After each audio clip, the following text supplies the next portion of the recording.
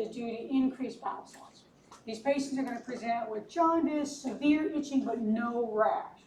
Now, another complication of pregnancy that also causes a lot of itching is something called urticarial papules and plaques of pregnancy, or PUP. A PUP is, again, a pruritic disease in pregnancy, but it causes a rash. So these patients are going to come in with these urticarial plaques, and they're typically going to be in the striae, so the stretch marks. So you'll see them in the lower abdomen, you'll see in the upper thighs. And when you're looking at the patient and trying to evaluate the patient to try to figure out what this is, you'll see that it spares the umbilical area. So the umbilical area, it spares that area. Most of the time, these patients really need treatment for their itching, so we can give them oral antihistamines, which are safe in pregnancy. We can do topical skin emollients, not like topical hydrocortisone, but just like a topical Eucerin cream, something like that. Even Vaseline would work okay. We can do topical steroids if needed, or oral steroids. Very, very rarely are you going to need oral steroids. And really, we'd like to avoid steroids in pregnancy if we can. So that should not be your first line treatment. It should be topical medications first, and then oral medications if needed. There is nothing to suggest that this causes any complication in pregnancy. So that's typically not something to worry about. We're just trying to control the signs of symptoms for the patient. So this is PUP. We can see that it typically occurs in the striae, so the stretch marks in the upper thighs, in the back area, and the abdominal area as well. And this, when you push on this, it typically will blanch because it's urticarial lesion. The other thing that happens with urticaria is it typically moves areas. So a patient may come in and say, well, I had a rash here, but that kind of went away, now I have a rash over here.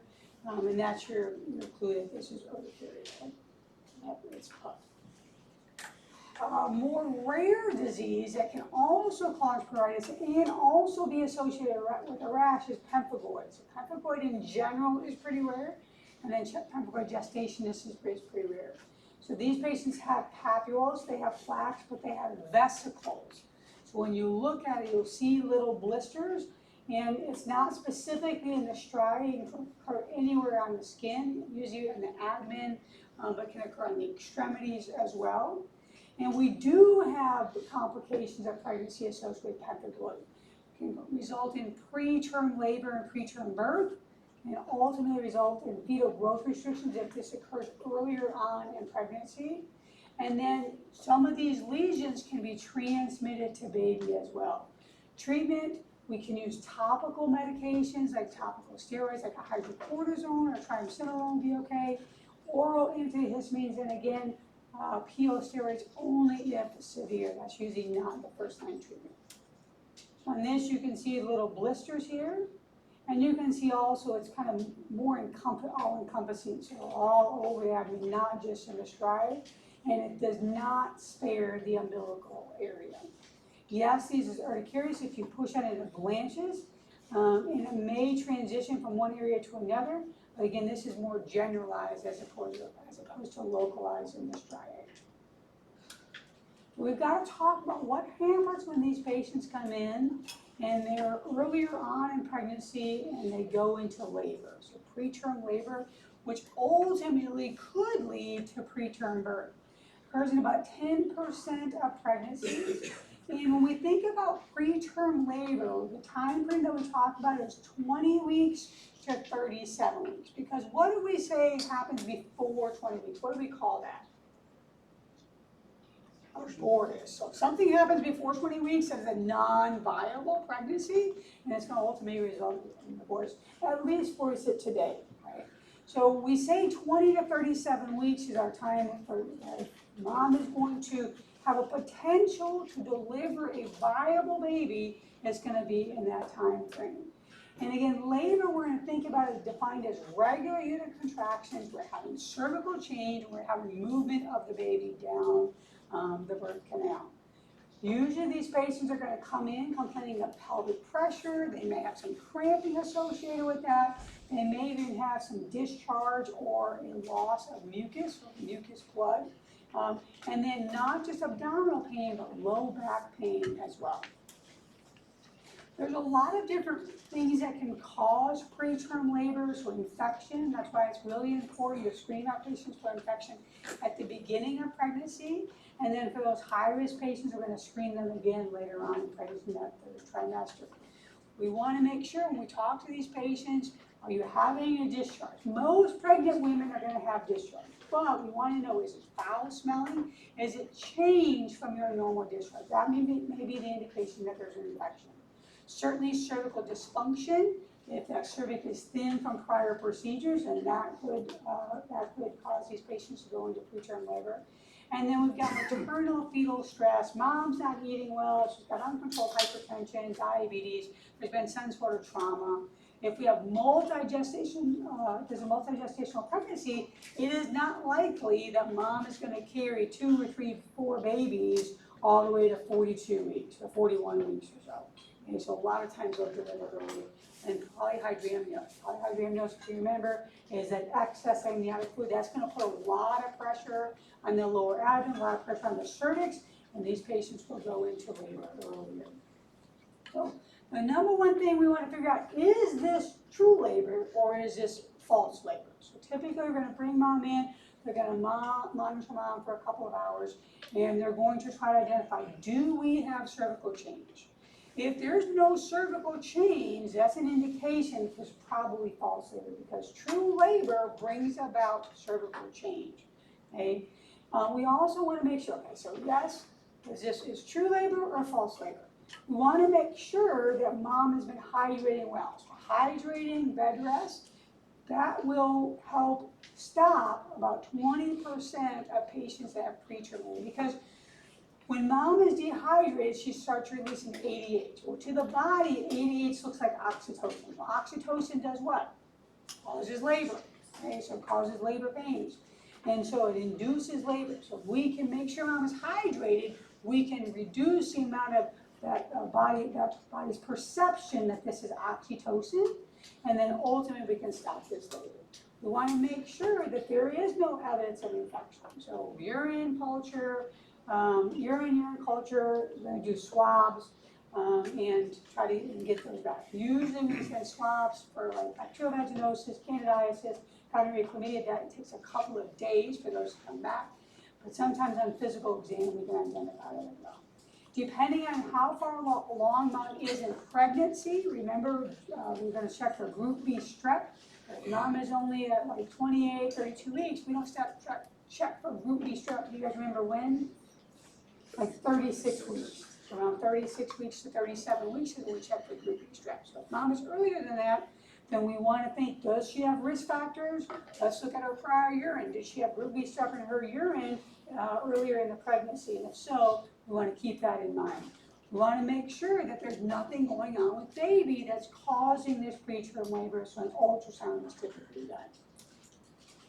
Once we identify, yes, this is preterm labor, now we need to implement some steps. Right? Steroids.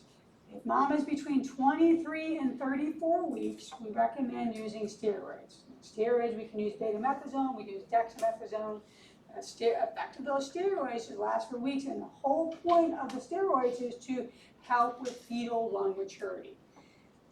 So I was Googling some stuff last night, and I said, well, let me look. So what is the recommendation? What if mom is 21 weeks, right? Because we know that the youngest baby that has survived is 21 weeks and I think 2 days or 3 days. So what happens then? And I would say, and I know that baby definitely had steroids, the literature still says there's plus minus benefit of giving steroids to these very, very, very young babies. But I guarantee you, if mom delivers a baby that's viable at 21 weeks, they are probably going to give steroids. But the book answer is 23 to 34 weeks. That's the book answer. The other thing we want to think about is something like magnesium sulfate. If mom is between 24 to 32 weeks, we give magnesium, and that is for neuroprotection to help reduce the chance of cerebral palsy. Okay? And again, these are higher doses of magnesium, 4 to 6 grams over about 30 minutes, and then we're going to give mom a maintenance dose, continuous infusion of magnesium at 2 to 3 grams an hour. We typically do not give magnesium for longer than 5 to 7 days because it decreases total calcium levels, which can affect fetal bones. And for patients that have a history of myasthenia gravis, we do not give them magnesium because it will exacerbate those myasthenia. The risk is not worth the benefit of it. We want to think about tocolytic therapy. Now, tocolytic therapy is really helping us to buy more time. And what we're trying to do is stop those contractions for at least a couple of days if we can. Okay? So we'll also allow time for steroids to work. It allows time for mom and baby to be transferred to a different facility if they're in an area that cannot handle delivery of a premature baby. So got a lot of rural areas here in Texas. If you're working in a rural area, Reserve, National Guard, or those that are moonlighting, this gives you time to get this mom and baby out of here, right? So what we're going to think about is we have two options for tocolytic therapy. We have indomethacin and we have nifedipine. So depending on how far mom is along in pregnancy, will depend on which one of these you give. 24 to 32 weeks, we're going to give indomethacin, which can be given orally or rectally. And how this works, it helps prevent prostaglandins and ultimately reduces or stops contractions. We do not give it after 32 weeks, and that's why we switch to nifedipine, because it has an increased risk of premature closure of the patent ductus arteriosus. So between 32 to 34 weeks, we're going to give nifedipine, again, PO, or it can go sublingual, and it works by preventing calcium from entering the cells. If we can prevent calcium from entering the cells, we can reduce the contractions and ultimately try to stop those contractions. But it doesn't work forever. It only works for a couple of days. And usually we don't give repeat doses of this. Again, it's just buying us time to figure out what we're going to do, or maybe allow antibiotics or steroids to work. Contraindication to tocolysis is if mom is over 34 weeks, we believe mom should be able to continue with this pregnancy and delivery process. If there's any evidence of maternal issues or fetal issues, so any sort of fetal demise or non-reassuring status, so how do we identify if we have non-reassuring status?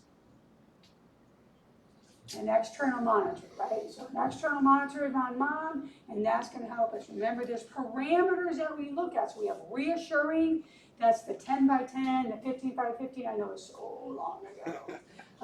But we have reassuring status, and then we have non-reassuring. So if we don't have changes in the heart rate, we don't have accelerations, and we're having a whole bunch of decelerations. Those are important to identify, and we don't want to allow this pregnancy to continue. We actually want mom to deliver because now we have non-reassuring status.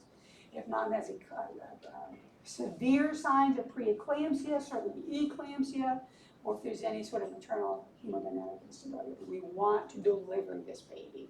Doesn't necessarily have to be a C-section delivery. We can induce and have a vaginal delivery, but we do not want this pregnancy to continue. But if mom is greater than 34 weeks or 34 weeks and greater, we can allow labor to progress. And we do understand that there may still be some lung issues with the fetus, but we feel like the fetal lungs are mature enough that we can deliver and then provide that secondary support when baby is delivered. Now, if labor stops, then there's no literature that says that mom has to stay in the hospital. You got to stay in here so we can continue to monitor. No, if labor stops, you go home. And you come back if these signs and symptoms start again. Okay, there's no indication that mom goes home and lays in the bed. Go home and do the things that you normally do. Okay? There is also no indication that we need to continue tocolysis once we discharge this patient home. Okay? We do recommend pelvic rest. We don't want you to go home and have a bunch of intercourse and then that you can guarantee that labor is going to start again. So pelvic rest, nothing intravaginally. Okay, we also recommend not going. You can go to work if it's kind of a mild job, but nothing physically demanding. No real heavy exercise. Okay, and then at least weekly follow-ups will be recommended for these patients. There is something called premature rupture of membranes or preterm premature rupture of membranes. I want you to think about the difference between those two things. So premature rupture of membranes, that is rupture of membranes before labor starts. So mom comes in, has a sudden gush of fluid but not having any pain. And then preterm premature rupture of membranes. So preterm, what do we think of before what? 37 weeks, right? Before 37 weeks. So preterm premature rupture of membranes. So PROM and PPROM. Okay? PROM happens quite a bit more often. So 8% of pregnancy, but only about 1% for PPROM. And again, if mom has preterm premature rupture of membranes before 34 weeks, we get really concerned about the lungs, the fetal lungs. We get concerned that they're not quite strong enough to be able to exist on their own or once during delivery without significant potential issues or intervention. Most patients, once they have rupture of membranes, are going to deliver within a week, regardless of what we do. So the membranes are no longer there to protect the baby, so usually within a week they're going to deliver. When we think about the causes of this, so the literature says for premature rupture of membranes, there's not really any obvious cause, but realistically, if you look at the causes for preterm premature rupture of membranes, it's probably those same things. So infection we know can cause rupture of membranes. Of multi-gestation, when I talk about polyhydramnios, the body can only tolerate so much fluid before that amniotic sac is going to rupture. Okay? If mom has a lower socioeconomic status, and that probably pertains more to the fact that she's not getting health care routinely. If mom is very, very thin, we have an increased risk of PROM and PPROM. And then again, we already talked about infection. So we have some maternal complications that can occur if this happens. We can have something called chorioamnionitis. Chorioamnionitis is an infection. The chorion is the fetal portion of the placenta and the surrounding fetal area, right? So we can have infection of that part of the placenta. We also, of course, if mom is having rupture of membranes, we already said she's probably going to have preterm delivery because once you have rupture of membranes, within a week or so, she's going to deliver. Now, sometimes what happens, we have rupture of membranes, baby has not fully descended in the pelvic inlet, so what happens, that umbilical cord can slide down below baby's head and cause umbilical cord prolapse. So that's really important to understand because we have to deliver baby. We cannot deliver baby through the umbilical, right? So if we have umbilical cord prolapse, that changes the entire delivery process. Now this is a forced C-section, right? Because you can't go in there and shove that umbilical cord up and out of the way. That you cannot do that. Right? Oligohydramnios, well, that makes sense, right? We lost all the fluid. Well, if you have oligohydramnios, now we don't have anything protecting the baby. Okay, so every time mom has a contraction, that's pushing right directly against the baby. We're going to cause complications with the baby. Malpresentation. So if you think mom is 28 weeks or so and the baby is breached down, so buttocks down, okay, and she lost the fluid that's protecting baby, there's no room left in there for baby to move. So we're going to have malpresentation of the baby. The baby's not going to be vertex or cephalid down. Okay? And then immature fetal lung, depending on how far along mom is in pregnancy, but certainly if she's less than 34 weeks, we get concerned about that. How do we know if mom has lost fluid, or if mom has preterm or premature rupture of membranes? How do we know? Well, we think that, okay, well, she must have had this gush of fluid. As we mentioned a couple of days last week, is women tend to have some issues with urinary incontinence, especially the further along they get in pregnancy. So sometimes they don't recognize this rupture. So we can do an exam, and on exam, we're looking for specific things, but sometimes this can be really, really difficult to diagnose. If we do a speculum exam and we see pooling of kind of a clearish fluid in the vaginal wall, that might be your indication. Have mom do a Valsalva. You might see that fluid, that clear fluid coming out of the cervical os, and that might be your indication. The amniotic fluid, the pH is greater than 7, and so you can take pH paper, just like you do with We talked about with bacterial vaginosis and candidiasis, you can take pH paper and touch that fluid and see what your pH is at. You can look for ferning under a microscope. So I recently was doing some board question reviews, like I mentioned last week, and it was about a patient that came in, she was pregnant, and ferning was noted under the microscope. I don't even know realistically if anybody has a microscope anymore, but that was the board question. So don't argue with them, just say, okay, ferning, that is rupture membranes, that's amniotic fluid. And then there is an over-the-counter kit called Amnisure, and Amnisure will detect rupture membranes or amniotic fluid as well. When we do our examination, it should be a sterile speculum exam. Remember, these guys are at increased risk of infection. So we don't want to increase that risk even more by using a non-sterile speculum. And usually in OBGYN clinics, they actually have metal speculums, and those metal speculums are sent down for sterilization, and so you can use something like that, or get a sterile speculum out of the package. And then we typically do not do digital exams in these patients when we don't know what's going on. Again, if you have something where the umbilical cord is below the head, and you stick your fingers in there, you might tear the umbilical cord. We're not sure what's going on with that umbilical cord, and so we just don't know what's going on yet. Once we get a speculum exam or an ultrasound, then we can do a digital exam if needed. But that increases our risk of infection as well. So premature rupture membranes greater than 37 weeks, we can just allow this to continue. So let's induce mom, and let's continue on with this delivery. Okay? So usually we're going to induce mom with something called Pitocin. Once mom comes in, she has premature rupture membranes, we can allow the laboring process to start if it will. If it doesn't, they're only going to give mom about 24 hours. And after 24 hours, we're going to start this induction. Okay? Certainly going to monitor mom, monitor baby during that entire time period. And if needed, they'll start the induction earlier. When we have preterm premature rupture membranes, and we got to make sure that, remember, we haven't probably have not done, or maybe we have not gotten back the GBS status, so consider antibiotics for root B strep. Antenatal steroids if mom is between 23 to 34 weeks. Tropholysis can also be considered, and that allows time for those antibiotics and the steroids to work. But if you're in a different facility, we allow time for transfer. And then monitor mom for infection. And that is really just by monitoring mom's temperature. If mom starts having a temperature, then she's certainly getting antibiotics. And we call that intrapartum. Intrapartum is during the time of delivery. And these patients, of course, can't go home.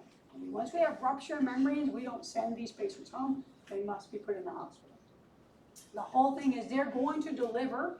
It's about the time frame in which they're going to deliver, and when, how much longer are we going to give them to allow fetal lung maturity. Post-term pregnancy, so sometimes babies just want to hang out in mom's belly for a long time, right? We continue post-term pregnancy greater than 42 weeks. It doesn't happen very often, but we want to be prepared for it.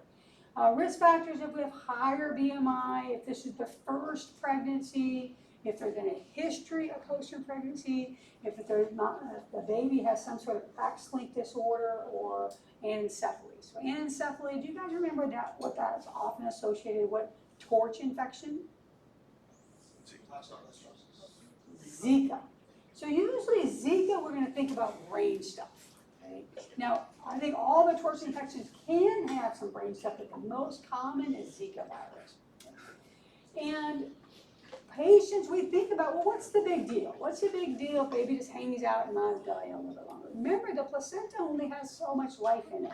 And it's now the baby's really not getting the nutrients that baby needs. So we have increased risk of stillbirth, increased risk of neonatal death if we allow this pregnancy to continue greater than 42 to 43 weeks. We also have something called post-maturity syndrome. Okay, post-maturity syndrome, so that last week and a half or so that they're in there, they're not getting the nutrients, so we're going to have intrauterine growth restriction, baby's not growing anymore. They can come out looking like this. So this baby, as you can see, is very wrinkled. I mean, babies do tend to be pretty wrinkled when they come out, but this baby is extra wrinkled. And then we also oftentimes have like some skin desquamations. We have skin that's peeling off. I don't know if you guys can tell, but this baby's skin is kind of brown. What do you think happened? Meconium. Yeah, meconium. So the baby probably pooped in utero and has been in there. So now we also talk about issues with babies' lungs as well. These babies tend to be very long, very thin, and have increased issues, not just at the time of delivery, but even post-delivery. We also may see post-term pregnancy with macrosomic babies, okay? So for these patients that are post-term, they have a much higher risk of C-section rate because we need to get baby out. We can induce mom for sure, but if induction doesn't work, then they'll ultimately result in a C-section. They have much higher rates in the babies of cerebral palsy, of lower IQs. They're going to typically be in the NICU for quite some time, especially if they had any meconium aspiration. We do not have anything in the literature that suggests that autism is associated with post-term pregnancy, but there's a lot of neurocognitive issues associated with post-term pregnancy. So according to our reference book, Williams OBGYN, they look at 41 and 0 out of 7 weeks. That's the very beginning of 41 weeks. Right? As long as there's no complications, they're going to continue to monitor mom, monitor baby, and then potentially think about labor induction. Okay? So uncomplicated. There's something called membrane sweeping. So membrane sweeping is not rupturing the amniotic sac. What membrane sweeping is, they'll actually take a finger and they'll go between the uterus and the amniotic sac, and they'll kind of take the amniotic membrane and they'll move it away from the side of the uterus. They feel like that by doing that, it will help stimulate labor to occur. Okay? Certainly, if there's any complications, they're going to do labor induction. So if mom has not started labor, they're going to induce labor with Pitocin, oxytocin, and then they're going to continue the labor process. Between 42, so the beginning of 42 weeks and the end of 42 weeks, that's that 42nd to 43rd week, we're going to schedule a time for labor induction. If you do not go into labor, we're scheduling a time. This is our day, this is our time. Come in for labor induction. We've got to get this baby out. Again, not C-section necessarily, but they're going to induce mom and see if they can get mom to deliver vaginally. And postpartum depression is a big thing. So postpartum depression not only potentially affects mom, certainly can affect babies as well. About 50% of pregnancy-related suicides are due to intimate partner violence and associated postpartum depression. We have patients that have a history of depression, anxiety, have increased risk of postpartum depression. They may have something associated with the baby or where they're living or their partner that's causing a lot of stress. That increases the risk as well. So we know that we have starting to have shifts in hormones. As mom delivers baby, we have all these shifts in hormones as they're trying to go back to normal. That's going to increase their risk. And usually when we think about postpartum depression, these patients can be treated with things like anti-anxiety medications, SSRIs, SNRIs. Sometimes if they come into pregnancy with depression, they'll have them on those medications throughout pregnancy. Remember, doses have to be changed sometimes. There's nothing wrong with increasing a dose of medication. Once the symptoms are controlled, then we can reduce that dose of medication. Providers get concerned about, well, I didn't prescribe this medication. Can I change the dose? Certainly you can change the dose. Just make sure that you're not overdosing the patient. So just look up the medication and make sure your dosing parameters are within the range. We can also offer these patients counseling. So we can give a referral for counseling for these patients because we do have an increased risk of not only suicide but feticide, so mom injuring these babies. Usually, when we think about postpartum depression, it's kind of resolves within that first year in the postpartum period. Now, there is something called postpartum psychosis. This is a real danger. This is more apt to end in just more feticide than suicide. These patients have a sudden change in their mental state. Okay? And for these patients, they often need to be hospitalized. So this is not just a referral, this is not just medication. This is an acute psychotic break for these patients, and they need to be put in the hospital. Usually this lasts about 2 to 3 months, and many times they're in the hospital for 4 to 6 to 8 weeks to get them on the appropriate medications to protect them and the babies when they go home. So those patients are different than just I'm sad. This is, you know, a partner bringing them in like this baby. My wife, my spouse is confused. They are acting, you know, crazy. They are doing these things. Substance, everything that you think of like schizophrenia or bipolar. Remember that once mom becomes pregnant, we start doing depression screening every single visit, and that continues on to the postpartum period. Usually the last postpartum visit is at 6 weeks, as long as it's an uncomplicated pregnancy. So then the patient's gonna come back and see you. Don't forget to continue to do these postpartum screenings. Okay, we shouldn't stop at 6 weeks. We should continue on every time we see this patient.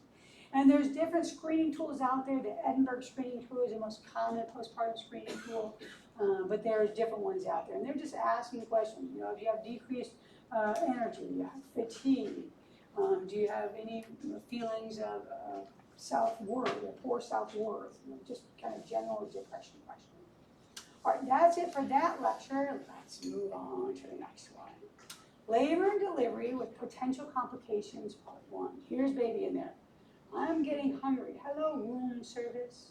I'd like a double order of hot wings. The room service mom was like, why do I have these weird cravings? Here's the reason why. Babies are in the room service. All right. Let's do a little bit of check on learning. I'm running out of people. Verona C. Okay, sir. 32-year-old female comes in, gestational diabetes is diagnosed. What is the recommended initial management? B, insulin. Do you remember, by chance, for us to diagnose gestational diabetes, what continuous or persistent glucose level are we looking at? I don't remember, I guess. 95. So remember, patients come in, they've done their glucose check between the 24 and 28 weeks, like that, you failed part 1, step 1, you failed step 2, you got gestational diabetes. The initial treatment is going to be diet, exercise, let's talk about nutrition, some useful stuff. So once we say, hey, we've got fasting blood glucoses that continue to be greater than 95, now we got to treat you. We got to put you on medication. So they're going to give them a couple of weeks, maybe a month, to see, okay, can we adjust these glucose levels based by just doing, diet and exercise, nutrition management. If not, then the initial treatment for medication is going to be insulin. All right, Daniels. There you go. Okay. 36-year-old female, 32 weeks, comes via EMS seizing. Medical records say uncomplicated pregnancy, no past medical history, blood pressure 170 over 110. What do you think you're going to give this patient?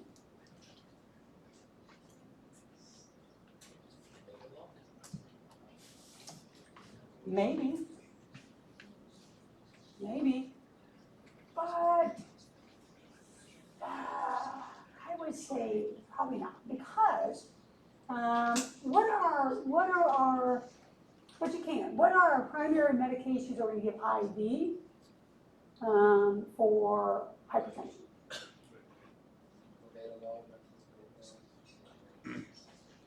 IV like hydralazine, labetalol. So labetalol is one answer. What's another answer? Assemble. Are you talking a different drug class? Assemble. The ES Assemble. Oh, Asmolol. No, not typically. We don't typically give that for these patients. Oh yeah, for blood pressure for sure, but not typically for, yeah. Well, yeah, it's definitely a really good blood pressure medication. So usually in pregnancy, we usually have hydralazine, you can use labetalol, and then what else are you going to treat? What?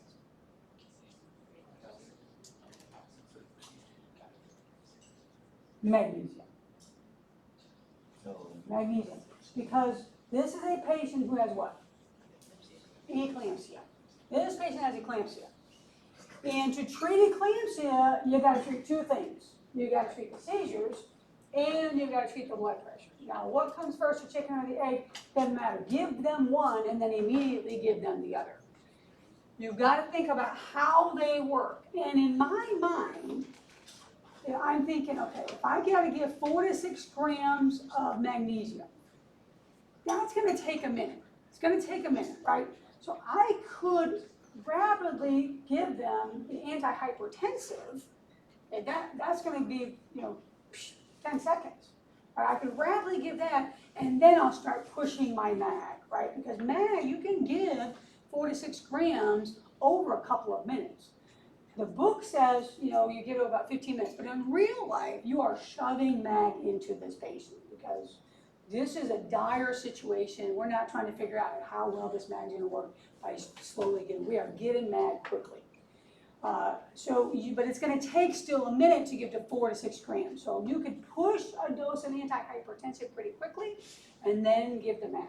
But the book just says, you got to give them both. You can't do one and then wait for a response and then give them the other. You're giving them both. So you're going to give them an antihypertensive and you're going to give them magnesium. Whatever antihypertensive is taken in pregnancy, but usually something like hydralazine. Any reason why, I used to love hydralazine, but the problem with hydralazine is very erratic.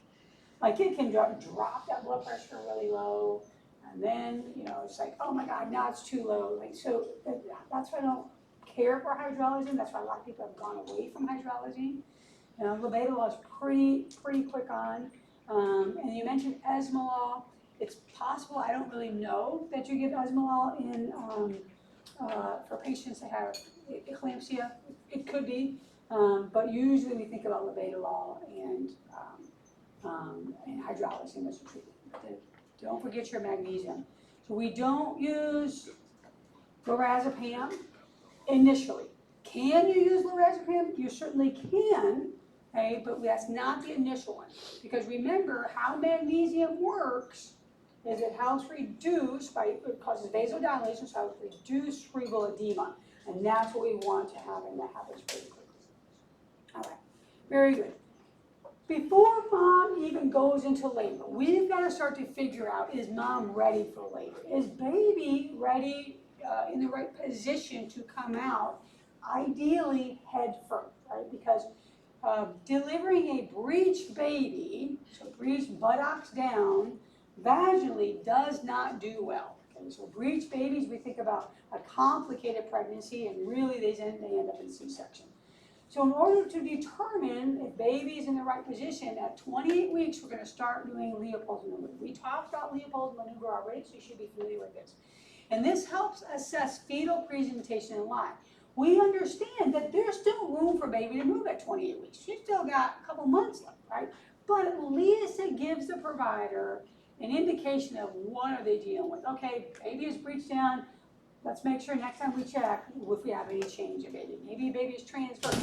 Next time we check, let's make sure that we have a change. Because if not, we're getting close. I mean, those weeks go by, maybe for mom, very slow, but in reality, they go by pretty darn quickly.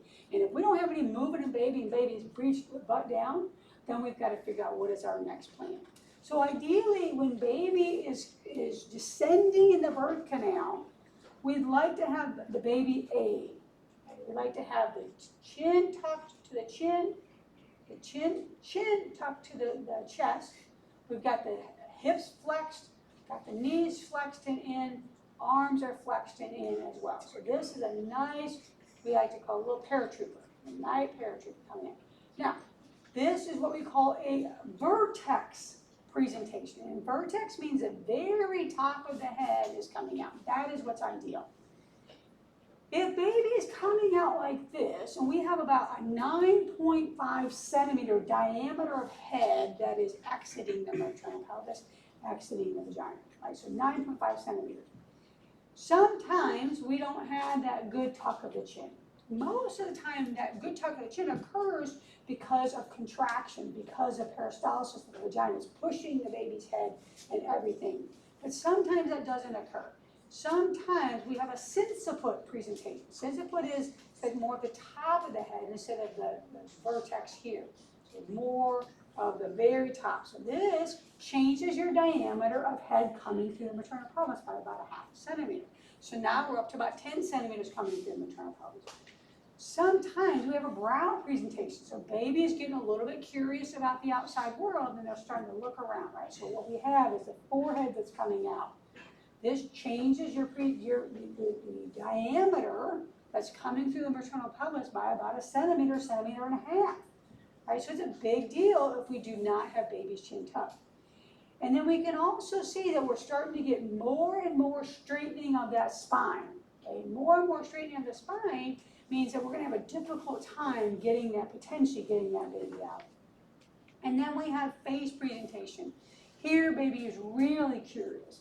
And although it doesn't seem like maybe that big of a deal, now we're talking about 2.5 centimeters increase in diameter. So we go from 9.5 to 11.5 to 12 centimeters of baby's head coming out from the maternal pelvis.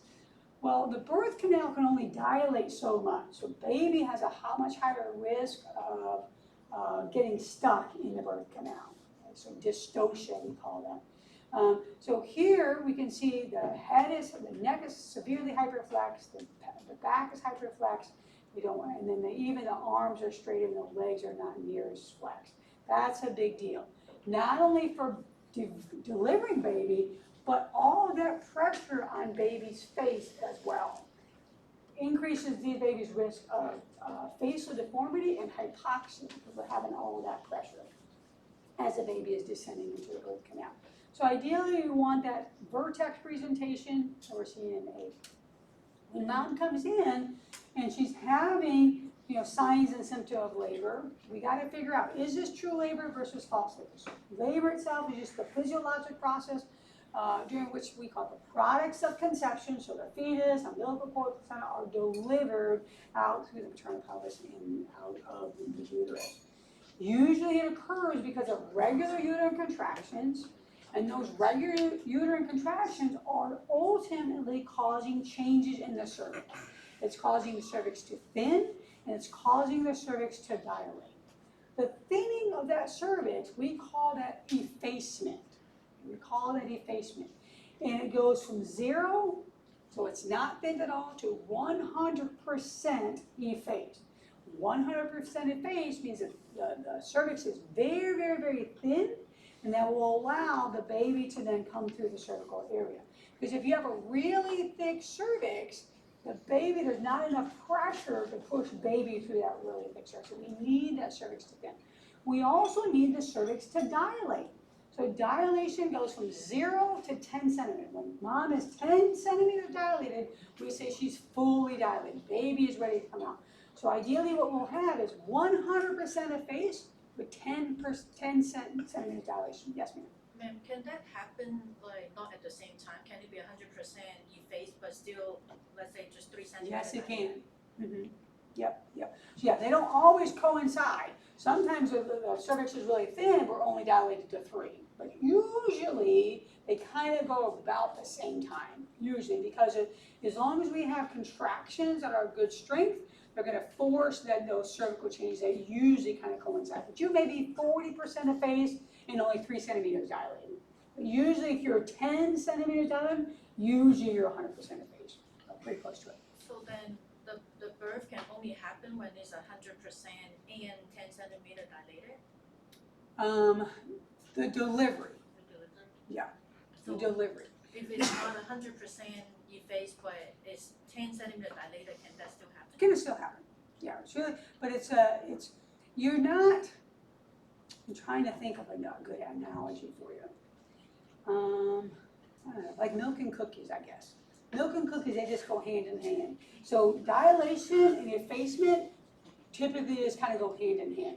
You might be 80% effaced and 10 centimeters dilated, you're still going to deliver the baby. But usually if you're 10% dilated, you're pretty close to 100% effaced. So these patients that have labor, true labor, they're going to have those regularly spaced contractions. They're gonna have maybe some vaginal bleeding. That vaginal bleeding is more associated with the loss of the mucus plug. Remember, fairly early on in pregnancy, mom is between the external os and the internal os. She's gonna develop this mucus plug. And that mucus plug is there for protection. If mom gets some sort of vaginal infection, the mucus plug helps prevent an infection from going up in and around the uterus or around the baby. Okay? So they may have this loss, and the expectation is that cervix dilates, we're going to have a loss of this mucus plug. That's normal. So that's how they may present. Like I had this like sudden gush of mucus or this blood area, and I'm not really sure what that was. And that occurs because of the changes of the cervix. They may come in with a sudden loss of fluid. So ideally they have all of those things. We have regular space contractions, we'll have this mucus plug, and then ultimately we want the amniotic sac to rupture. False labor, remember, that's really, the body is preparing, it's practicing for true labor. So for these patients, they typically are gonna start to have some pain around 28 to 30 weeks, certainly can be earlier than that. And the contractions are irregular, they're not very close together. Maybe they're 20 minutes or 15 minutes, but if you measure, it's like 20 minutes, and the next time it's 15, then it's back to 20, and then it's 25. So they're not regular contractions or wide spaced apart. And as long as mom gets up and moves around, the pain seems to stop. Usually, it's located in the abdomen, not the abdomen and the back. That's why it's really important when patients come in and they're later on in that pregnancy, in that third trimester, and they're having back pain, don't just discount it as musculoskeletal pain because they're walking like this. Don't discount that because labor occurs in the back. Okay, so back and abdomen. Usually false labor is abdomen only and no cervical changes. How do we know there's no cervical changes? Because they're gonna monitor mom. They're gonna bring mom in, they're gonna monitor for a couple of hours and see if there's any change in that cervix, any dilation or any effacement that's coming up. True labor, we think it typically occurs about 2 weeks prior to delivery. We have regular contractions that are occurring and we're having cervical change. The closer mom gets to delivery, the closer those contractions get. Ultimately, we typically have about 3 to 5 contractions every 10 minutes. So every 2 to 3 minutes, a contraction will typically occur. When mom comes in, they've identified that she is in fact in labor. Okay, they're going to check mom's vital signs, make sure she's not hypertensive, and they're going to monitor mom and they're going to monitor baby. So typically, if the amniotic sac is not yet ruptured, they'll do an external monitor for baby, and they're going to have mom on the vital sign machine. They're going to do a speculum exam. In that speculum exam, they're going to look, is there any evidence of amniotic sac rupture?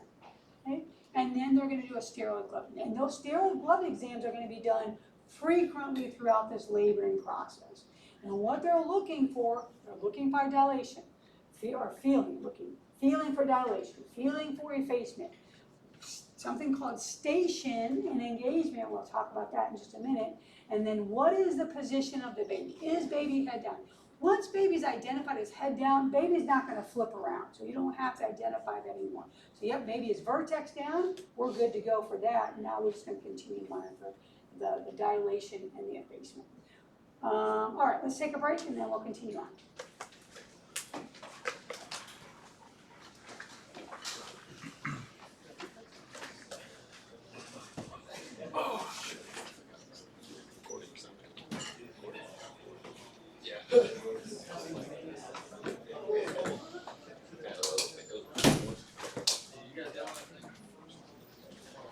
I think it was on Saturday. It was like a depression one, but like it was like very specific. I did that one too. I was like fly.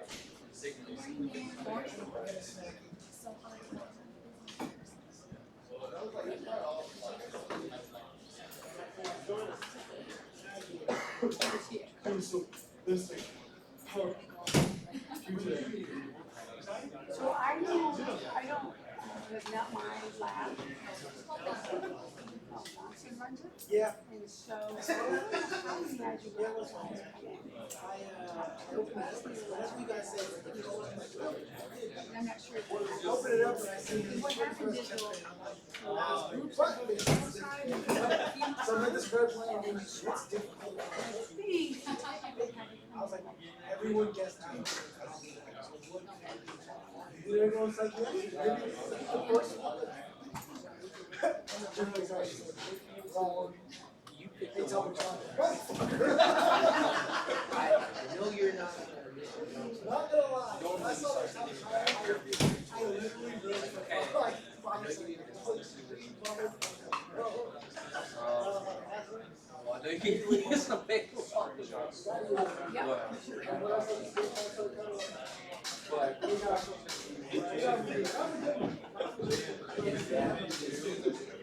Provider knowledge, how did they just like with dilation, I'm sure there's a way to yeah, that's I'm gonna bring it down to where I got it, and see what favorite thing means. But really, someone has been doing this for, once you do it for a couple times, you figure it out. You're like, you know that 3 fingers is 4 centimeters out. And then you know that the thinning, so if you have a really thick surgery, it's about here. I know if it's 20% of face, it's gonna be just here a little bit. So you know, feeling it, it associates with your finger. But that's not something that you're like, oh, it's just like pickles. You're not gonna like, oh, this is definitely this is definitely. Like, it takes several times for you to be like, oh, now I see it.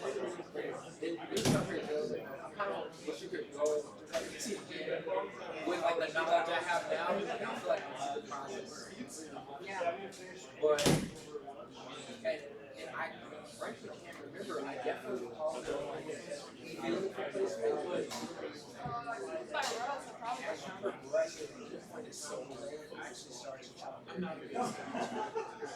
Yeah, it gives. The baby's not moving, it's another movement. but at 28, you're not initially jumping pretty somersault that baby. No, no, because it's not gonna really change anything. It's not really gonna change anything at 28 weeks, it's gonna be more like 36 weeks. And then it's external cephalic version. But being external cephalic version, the reason why they don't do it early is because they can induce sleep. Because it takes a lot of pressure. Sometimes it's very painful. A lot of pressure. That's why you get the RV. It's like, I don't care if we need RV. Because the RV are Is there any 18 relations outside? What do you mean? So like, I think you said, Yeah, yeah. If you can't move baby, well, yeah, of course, pull-ups, that's a C-section. The baby is breech, it is a C-section. Yeah. Sometimes they don't recognize it. And they're looking at their foot come down. Depending on what's going on, if they have non-reassuring, they'll probably be the way that technology is now, I think it's identify that.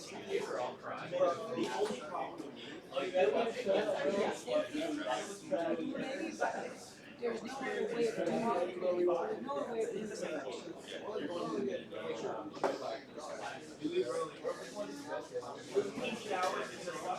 in like 8 to 9.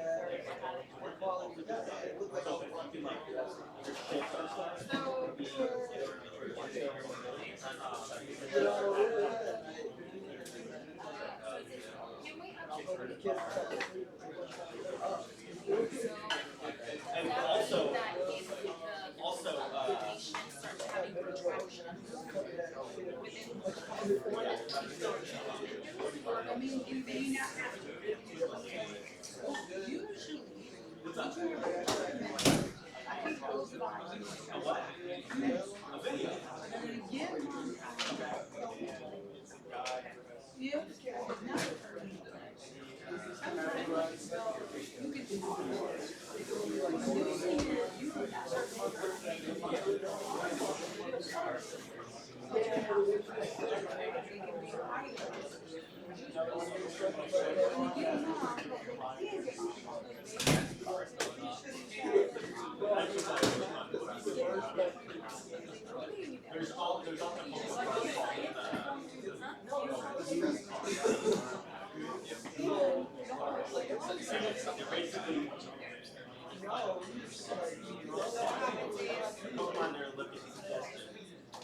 we going to the criteria for?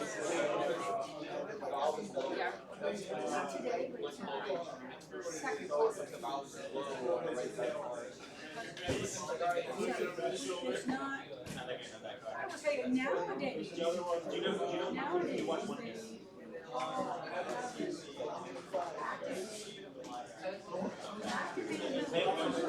They also have, we still charge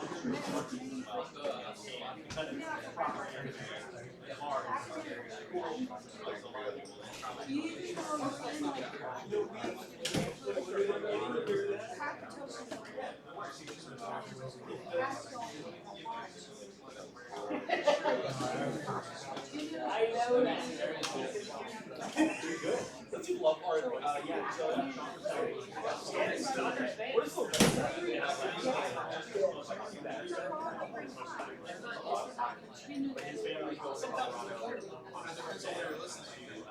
that's what we talk about. Juicing, it's called minting. They're talking to you.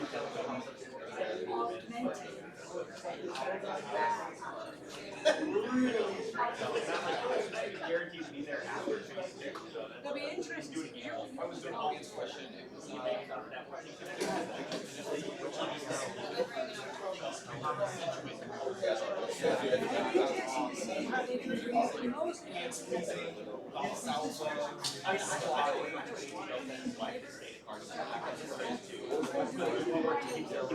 My sister, she knew it.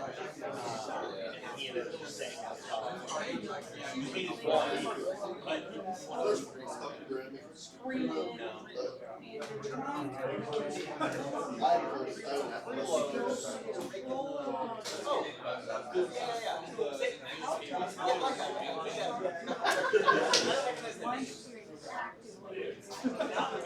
That's the guy. He was just on he lived on my street. Yeah, we were neighbors. He lived like 4 houses down.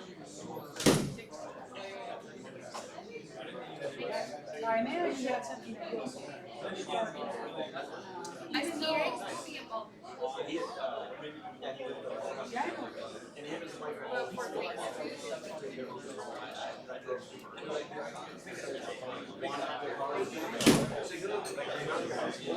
test it.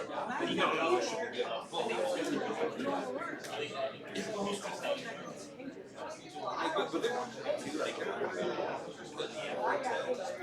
test it.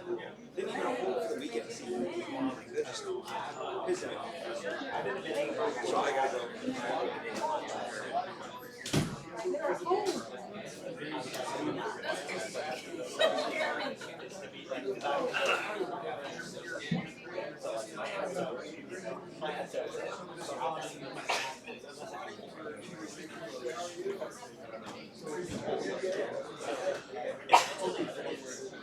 You know, my kids.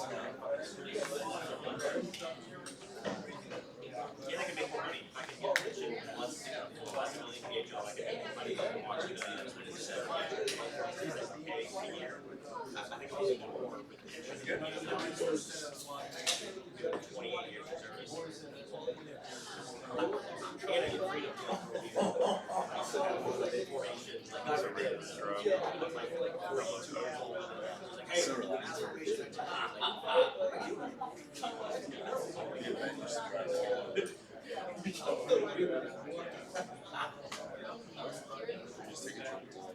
All right, so we talk about cervical effacement, cervical dilation. Those are the changes of cervix associated with the laboring process.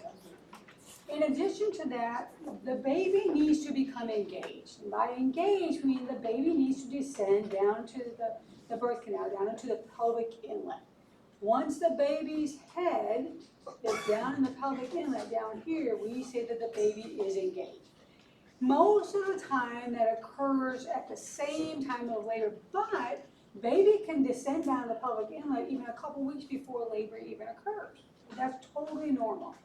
But we say the pelvic inlet is a time when whatever the presenting part is, hopefully the baby's head, is when the baby is engaged. Once the baby is engaged, now as part of our reporting of this laboring process, we report how faced the cervix is, how dilated it is, and then the station of the baby. How far has the baby descended into the pelvic inlet or the maternal pelvis? How far is the baby engaged? And the numbers for station, it goes from -5 to +5. We have the top of the ischium here, pelvic area here, and then we have here, we have the ischial spines. Bless you. The ischial spines is gonna be our station 0. And what happens is you actually take 2 fingers, you do your digital exam, usually with 2 fingers, and your 1 finger is feeling for the presenting part, okay? And obviously, hopefully the head is the presenting part. The other finger is going to sweep over, and it's going to feel where the ischial spines are. And it's fairly obvious to feel that, because you'll feel this outpouching. So then if you come up higher, and you can feel that it goes, or I said inpouching, then up here goes more external. So you can feel those ischial spines. So you'll feel over, and if baby's head is aligned with those ischial spines, that's station 0. If instead you have your ischial spines here, but your other finger's up, that could be station -1, -2, depending on how far. And it takes, as you can imagine, it takes several exams for you to kind of figure this stuff out. You're not gonna be able to just like, oh, let me feel it, oh, yep, I can totally feel everything. That's not the case. These OBGYN doctors have been doing this for years, but usually several months of these OB exams so they can finally figure out, like, okay, now I know what you're talking about. Meaning in phase 2, I hope you get to do this, but you're probably not going to be an expert at it unless that's all you do for your entire rotation to see OB patients. Right? So our stations are -5 is way up here, the baby's just barely engaged in the pelvis, and then our 0 is going to be at the ischial spines. +5 is baby's head crowning. Hold on a minute, now we're not ready for this. So baby is out, baby's head is crowned. We can see the top of the baby's head, which is where ultimately we want to be, but not immediately. When we first look, that's not the first thing we want to see. But that is identified by doing a kind of a finger sweep, if you will. Now, when we determine how the baby is presenting, we do that with mom in the lithotomy position. Okay, so mom is in the stirrups, and we're looking or feeling, hopefully, not looking. If we look, we can see it, but that's if the baby's crowning. Otherwise, we're going to feel the baby's head, and we're going to identify, is baby vertex down, or is baby brow down? Like, how is baby presenting? And sometimes this is a little bit hard to understand, but so we want ideally occiput anterior. So occiput, back of the head, we want it anterior. So remember, you're looking at mom. Okay, baby's head is coming this way at you. Occiput, back of baby's head, we want it up. Okay, occiput anterior is what we want. Because if we have occiput posterior, baby's face is up. And if baby's face is up, we have a lot more problem with compression on the neck, okay? If we want baby's face to be pointing down towards the ground, so occiput anterior, and most of the time, baby's gonna be left occiput anterior, and that's mom's left, not your left. So again, we're looking here, baby's coming out, mom's left, the baby's head is, the back of his head is going to be pointing this way towards mom's hip, and the baby's head is going to be down. So left occiput anterior is most common and most favorable. Does that make a little bit of sense if you're looking? Okay, so this is what we're looking at. We're looking externally at, feeling is really what we're doing. We're feeling, and when we feel the top of that head, based on the anatomy, and I'm gonna show you the sutures in a minute, based on that anatomy, we know how if baby is face down or if baby is occiput down. We're gonna know that. So if you look right here, you can see we have difference in the sutures. The front suture is here and the back suture is here. You can see that they're different. So when we're doing these digital exams, we're trying to identify, okay, is baby diamond down? So diamond means that's going towards the face, or is baby triangle? So we're gonna feel, and what happens, you take your two fingers and you typically sweep up the head. You're sweeping up the head, you're feeling for those sutures. And if you feel a diamond down towards the floor, that's what we want. If you feel a triangle down for the floor, so this is triangle, back of the head, diamond front of the head, then that's not really what we want, but that's what we got. Okay, just kind of, you gotta prepare your mind, okay, baby is face up, what are the complications that we're gonna see with that? Okay? We could have arrested descent, where baby gets stuck, okay, because that's more apt when we have those, when baby is facing upwards. So again, we feel that with our fingers. Obviously, if baby's crowning, we can see it, but most times this is a digital exam we're trying to identify. At the same time we're doing effacement and dilation and station, we're also trying to identify, is baby occiput anterior? True labor is divided into 3 stages. We have stage 1, and stage 1 has 2 additional stages underneath it. We have stage 2. Stage 2 is, this is the pushing stage. This is I'm delivering baby stage. I got on that cervical dilation of 10, and baby is getting ready to come out, right? That's a fetal descent. Stage 3 is delivery of the placenta and the fetal membranes. Okay? Ultimately, we have expulsion of the placenta and all the fetal membranes out the maternal pelvis. So stage 1 has the latent stage or latent phase, okay? And it has an active phase. So latent phase, when mom comes in latent phase, these contractions are still slightly irregular, still slightly more spaced apart. So we're not having those every, 3 every 10 minutes or every couple of minutes. This is more, yes, I'm having one, but it's like every 10 minutes apart, maybe in 15 minutes apart. So they're still kind of not regular and rhythmic contractions. We have dilation, but only up to about 0 to 5 centimeters. That occurs from the beginning of the latent phase until the end of the latent phase. We have that dilation that occurs 0 to 5 minutes. Okay? And typically, this latent phase for patients that this is their first pregnancy can be upwards of 12 hours long. So mom's a little bit uncomfortable having these contractions, but they're still kind of spaced far enough apart. Kind of have some cervical change, okay? But maybe not enough to bring mom in quite yet. Okay? If this has been there's multiple pregnancies, so multi-pairs, second or subsequent pregnancies, then this process can take about 6 to 8 hours. Still the latent phase.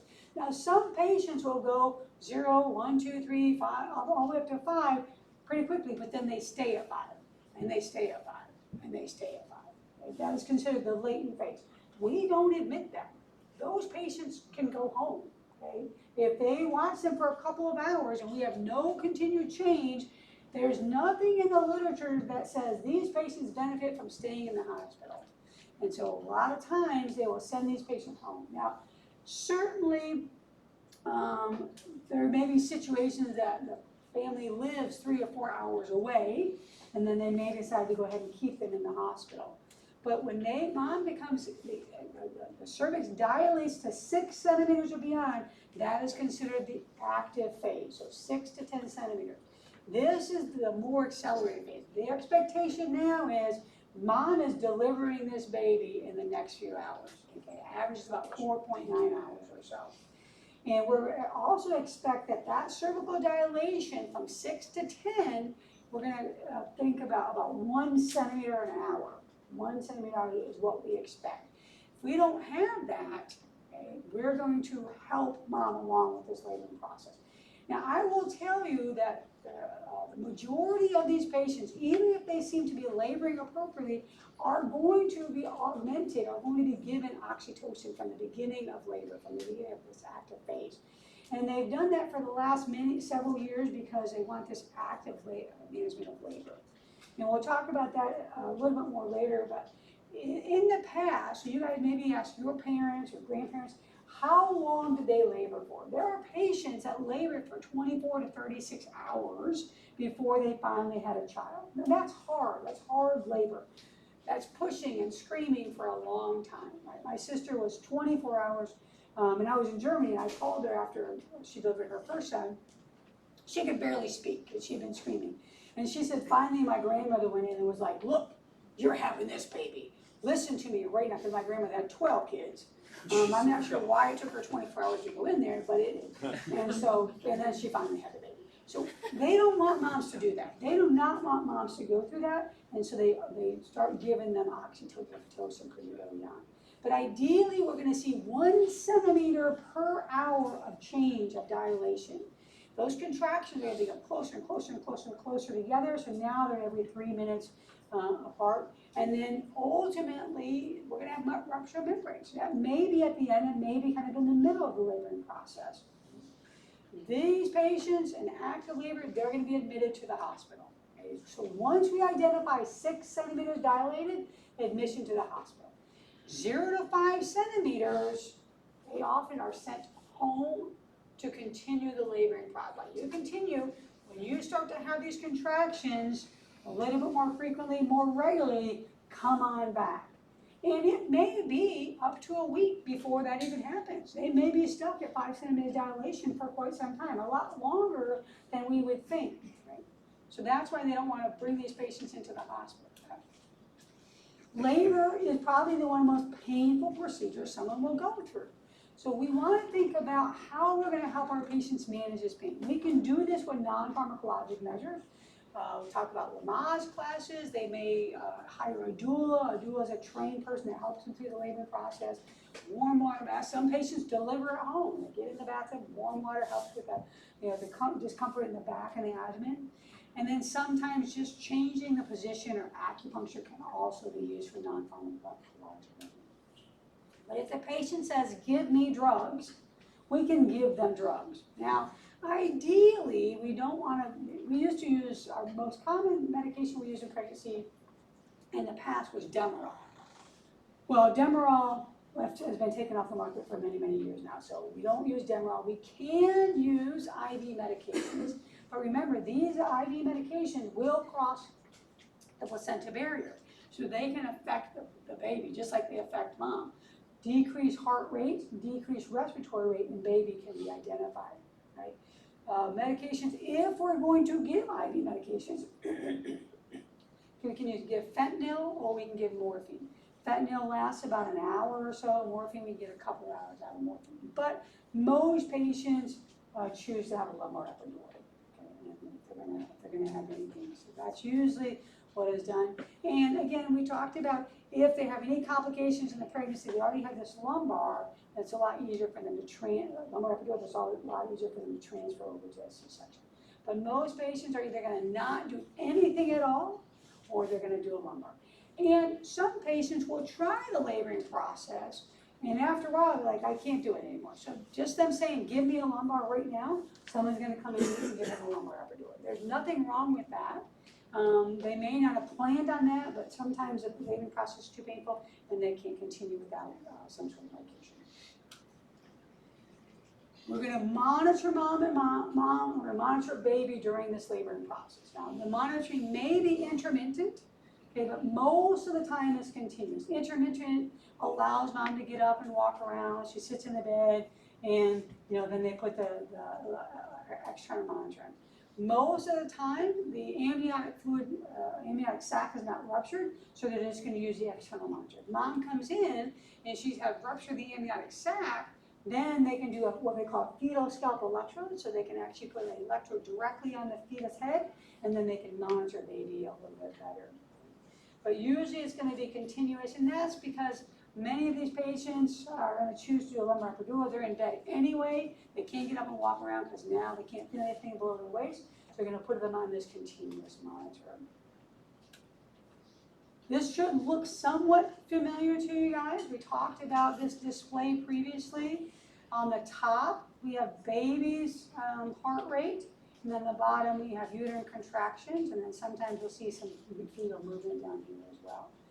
So we know from dark line to dark line, we have 1 minute, okay, and each one of these light lines is 10 seconds. Right, this down here at the bottom, these we have numbers here. These are the number. This is the heart rate number. So 200, whatever that says.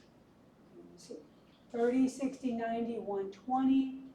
Okay, and then down here we have numbers as well. The numbers at the bottom identify the contraction strength.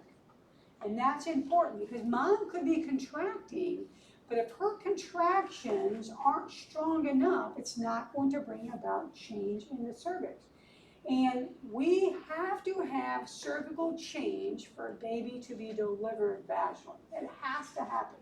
Baby cannot be delivered through a closed cervix and a thick cervix. It physically cannot happen, right? So this is the display that we're going to use to monitor mom and monitor baby. We know that this top line is baby's heart rate, and we know that we look at the baseline for baby's heart rate. And with that baseline, we expect some changes. We expect variability. Matter of fact, if we remember, what is reassuring for heart rate variability is 6 to 25 beats per minute.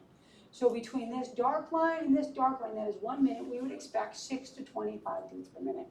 So the average fetal heart rate is going to be taken over 10 minutes, okay, over 10 minutes. So you do look at the fetal heart rate and what is the average over that 10 minutes. And we typically are going to document that to the nearest 5. So even if you come up with an average of 142, it would be 140. If you have 146, it would be 150. Or I'm sorry, 145. So we're going to document to the nearest 5 of our fetal heart rate. Contraction strength is measured in Montevideo units. In Montevideo units, again, the contraction strength must be a certain strength to bring about cervical change. So ideally, what we're looking for is contraction strength over a 10-minute period. If you add up all the contractions, we want 200 Montevideo units occurring over 10 minutes. So how this is done is there's always a baseline. And that baseline is typically between 15 to 20 milligrams of mercury. So that baseline that we see here is about 20. So this first contraction, if we look, it goes all the way up to 95 Montevideo units. But it didn't start at 0. We started at a baseline of 20. So 95 minus that 20, okay, gives us a contraction strength for that contraction of 75. We go to the next contraction. We're going to see how tall that is. So again, this goes up to about, 85. We're going to take away that 20, so we have a contraction strength of 65. We're going to add that together, 75 plus 60 plus 50 plus 40 for 10 minutes. As long as, over that 10 minutes, we have at least 200, our number is 200, okay, that contraction strength is enough over that 10-minute time period. We should have appropriate change in the cervix to allow for this labor to progress. If the contractions are not strong enough, what can we do? We can do Pitocin. We can augment the contraction. We can make these contractions stronger, right? But we need to know by monitoring mom if the contraction strength is enough or not. That gives us the rationale. It's like we're going to augment this laboring process. They're going to be given Pitocin anyway, but maybe we have to increase Pitocin because our contraction strength is not quite what we want.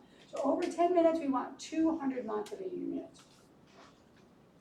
We have the same thing here on the top. We have, what do you guys remember what this is? Search body. This is an acceleration. This is a heart increase, right? This is depending on how far along I'm as a pregnancy, 32 weeks. We got 15 by 15, 10 by 10. That's what we're looking for. So meaning at least 15 increase in heart rate over at least 15 seconds. So this is well over that. So we've got an acceleration here. We've got an acceleration here. But we look at our uterine contractions and we add up the Montevideo units. So 1, 2, 3, 4, 5, 6, 7, 8, 9, 10. This is 10 minutes. We add up all those contractions, and what we want is something that tells us greater than 200. 200 monitored units, and then we know that that's appropriate. We should see change. We should see cervical change if we have at least 200 monitored units. If not, we're gonna help one along. We've got to do that fetal monitoring as well. And that fetal monitoring, we're looking for heart rate variability, we're looking for accelerations, and we're also identifying if we have any decelerations. So decelerations are decrease in heart rate. That variability, 6 to 25 beats per minute. We don't want baby to have a heart rate of 140, 140, 140, 140, and no change. That's unusual. Because when baby moves, we should see change in that heart rate that suggests that baby's moving. We see baby moving, why are we not having change in the heart rate? That could be an early indicator of fetal demise. It could be an early indicator of fetal acidosis, fetal hypoxia. I keep that in mind, so we can do that by monitoring the baby.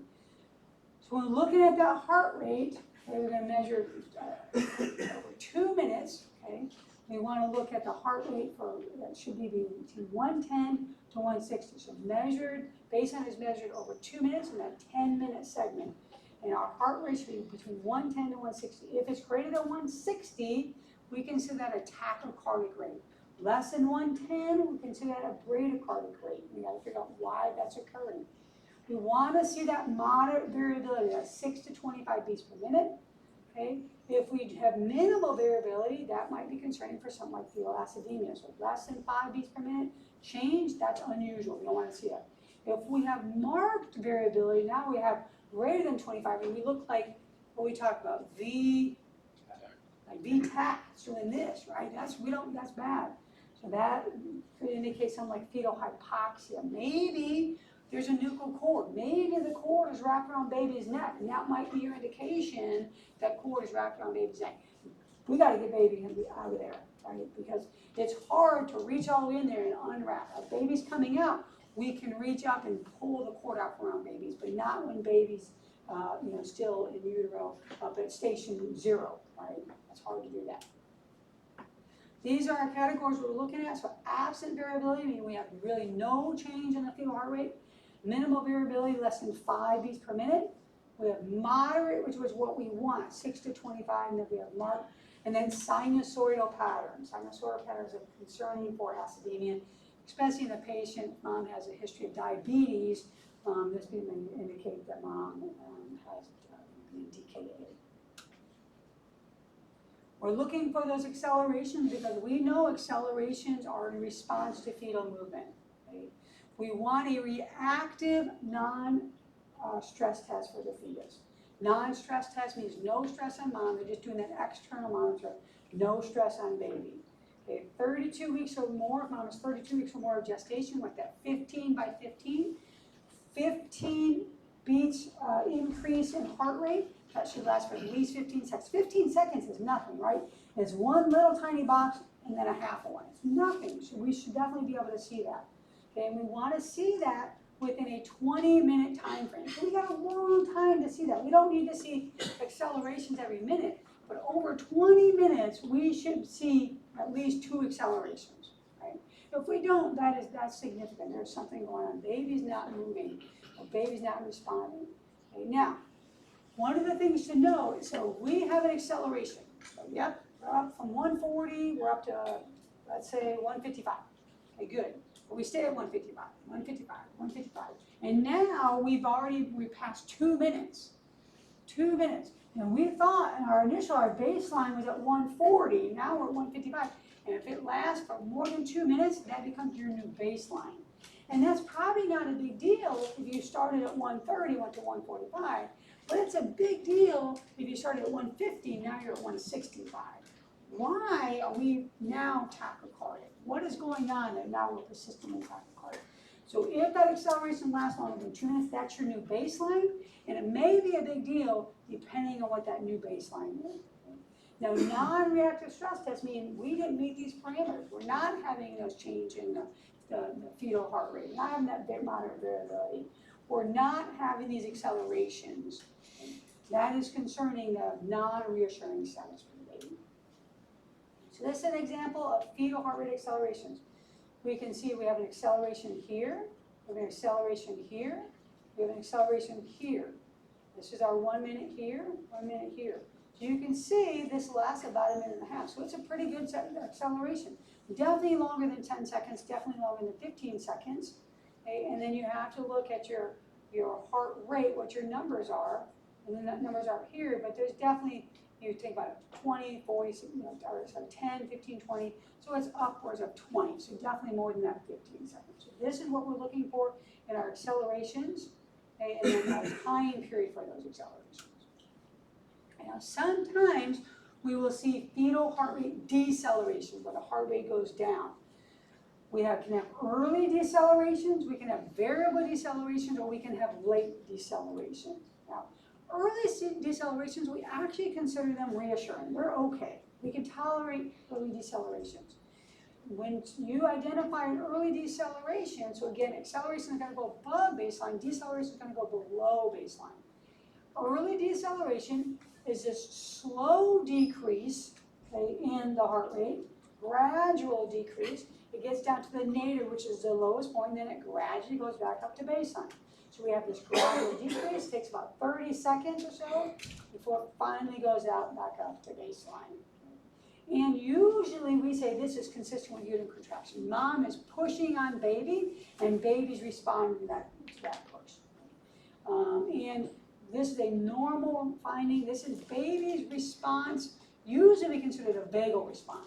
So again, if baby's head is down and baby's buttocks is up, the fundus is going to be pushing on baby. And baby's head is going to be pushing on the maternal pelvis. Well, that's going to cause a vagal response in baby, and baby's going to be like, oh. And the heart will dip a little bit, but then go back up as that contraction stops. And we're going to see that heart rate go back up to baseline. So no problem. Consider reaffirming, really not much for us to do. We say a mirror here because that deceleration mirrors the contraction. It's over top of the contraction. You can see it starts at the beginning of the contraction and it ends at the end of that contraction. It's deceleration ends, it goes back down to baseline. This is an example of an early deceleration.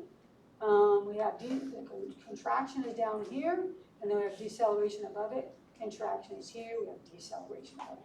Slow down, slow back up, slow down, slow back up. We've got a little one here and back up. That's considered normal and due to vagal response. All right. Variable decelerations, those are non-reassuring. We do not like variable decelerations. Variable decelerations are just that. They can occur before, after, or during the contraction. But the difference is, because if you think, well, if it was during the contraction, how do I know if it's variable or if it's early? The difference here is they go quick. It's a quick downslope and quick upslope. It may last for a very long time though, but instead of slowly coming down and slowly going back up, variable goes down quick. You can see this quick downslope and like a shrugging of the shoulder. I don't know, okay? But it goes very quick down, and then you have a low point, and then it goes quickly back up. Now, they can last for greater than 15 minutes. I mean 15 minutes. You can have more than a 15-beat drop, and it can last for greater than 15 seconds. So that's a big deal if you have a deceleration down to, 90, and it stays there for more than 15 seconds, that's a big deal. This indicates cord compression, and we got to do something about it. Usually, we can move moms in position, and that can help reduce the pressure on that cord, depending on what's causing that pressure. The problem, if we do not do anything, it leads to fetal hypotension. Fetal hypotension leads to fetal demise. We got to do something about it. Now, variable deceleration, we already said it means cord compression, but there are different forms of variable deceleration. There are different degrees of bad variable decelerations. We have mild variable deceleration that lasts less than 30 seconds.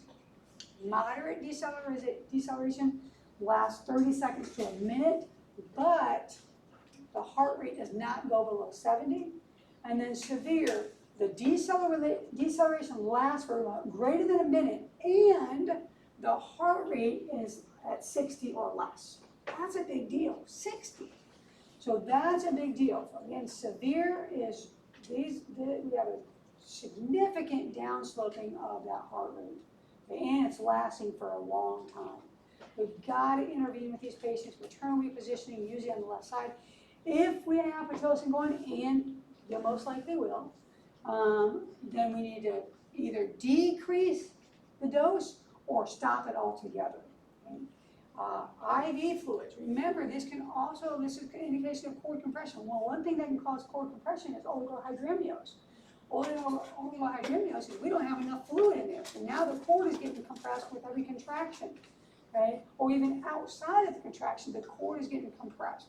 If we have a nuchal cord, that also can be cord compression. So we can give mom IV fluids. If we give mom IV fluids, that can ultimately provide a little bit more fluid in the amniotic sac as well. And then they can consider amnio infusion. If this is a viable pregnancy, then we can consider amnio infusion. We use normal saline, we infuse it into the amniotic sac and try to give more fluid. This is an example of a variable deceleration. So you can see down at the bottom, look at these contractions. Do you guys like those contractions? Not really, right? They're definitely not very good contractions. Okay, there's something going on that these contractions are pretty poor contractions. If we look at Montevideo units, I mean, we hardly have any Montevideo units here. But look above there. So this is a moderate deceleration, and this is severe. Severe is the heart rate went to 60 or less, and it lasted for at least a minute.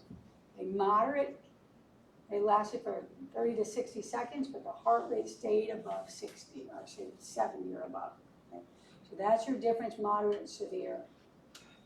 Or we can have something called late decelerations. Late decelerations are also non-reassuring decelerations. We do not want to see them. And it's late because it occurs after the contraction. We still have, like what we see with early deceleration, we have this gradual decline and this gradual incline over 30 seconds or more, okay? But it is occurring after the contraction. This is indicative of uteroplacental insufficiency. So maybe possible fetal hypoxia or fetal acidosis. We've got to do something, and it's the same thing that we do for our variable deceleration. We're going to do maternal repositioning. We're going to decrease Pitocin if we're infusing Pitocin, increase IV fluids, and we can consider amnio infusion for these patients as well. This is an example of late deceleration. So we've got a contraction here, here, here, here, and then the deceleration is occurring after the contraction or the end of the contraction. Sometimes it's not completely after, sometimes it's towards the end, but it's definitely not over top of the contraction. Because the contraction's here, it's after that and after that. So let's do this check on learning. What deceleration do you guys see here? Late. Here's your contraction, here's your deceleration. Late. So it's occurring slow down, slow up, but it's occurring after. Okay, it looks funky, I got that, but I want you to think about variable as straight down, straight up. Okay? It may last a long time, but it goes down and goes up. This is slow down, slow up, so that's is a late deceleration. Okay, what about this? Here's your contraction here, although we don't really like these contractions too much. And here's your deceleration. What do we have? Early, right? Early. What do we do? Nothing. We don't do anything. Vagal response, everything's okay, just nothing to do. Very good. Okay, what about these? These are our variable. Quick down, quick up. And this is a severe variable, right? And you're not going to have to know the difference between severe. You need to recognize this bad. We got to do something. We have to do something for this patient. If we don't, it's not going to end well. I mean, the contractions are nice. Nothing wrong with the contractions, but there's definitely something going on with the baby. So know the causes. Uteroplacental insufficiency for late. What's the cause of early vagal response? Okay, so that's what you need to know the causes of these. This is an example of what you're looking for in total on your strip. So we've got our fetal movement, those sharp lines here. We've got our uterine contractions here. And then up top, these are all the things we're looking for. We're looking for those accelerations. We're looking for that variability. We're looking for decelerations that can occur over top. We're also looking for latent variable, but you're not gonna see a strip where you're like, okay, I'm just looking for acceleration. You're looking for all of those things on every single strip. Acceleration, decelerations, heart rate variability. All of those on the strips that you're looking for. And that's what you can see. Here we got another deceleration, but it's occurring over top of the contraction, gradual down. So that right there appears to be okay. And then we've got an acceleration here. So we've got at least 2 accelerations. We've got a couple early decelerations. That all looks okay. We've got variability of our heart rate. Reassuring fetal heart rate patterns. Heart rate between 110 to 160. Good beat to beat variability over that 6 to 25 beats per minute. We're looking for those accelerations, and we do not want to see variable or late deceleration. Okay. We do not want to see absent or minimal variability in the fatal heart rate. Sinusoidal pattern is bad. Bradycardia that is sustained especially is bad. And then recurrent or variable deceleration. All those are considered non-reassuring. We must do something about it. So what are we going to do about those non-reassuring? We're going to discontinue or reduce the dose of oxytocin and pitocin that is running. Move mom onto the left side. If that doesn't work, we can move mom onto all 4. And do a cervical exam to see if we can feel around the neck, to see if there's any indication that there's a nuchal cord. Get oxygen from mom, IV fluids. If there's a presenting part, we can Trendelenburg mom back. And then if there's a presenting part, this baby needs to come out, depending on what's presenting. All right, you got a foot, you got a cord, and that's probably turning into a C-section delivery. If we have evidence of cord compression, we can consider an amnio infusion as well. This may or may not help you remember what to do for these different things. So we have something called this mnemonic veal, chop, mine. So if we have variable deceleration that indicates cord compression, we're going to do maternal repositioning. If we have early deceleration that indicates head compression and identify labor in progress, means nothing else to do. If we have acceleration, okay, we want to see our accelerations. No interventions for that. And then late decelerations indicates placental insufficiency, and then execute our intervention. So veal, chop, mine. All right, let's finish this for today, and then we'll start with second stage of labor next time and finish up. Okay, see you downstairs.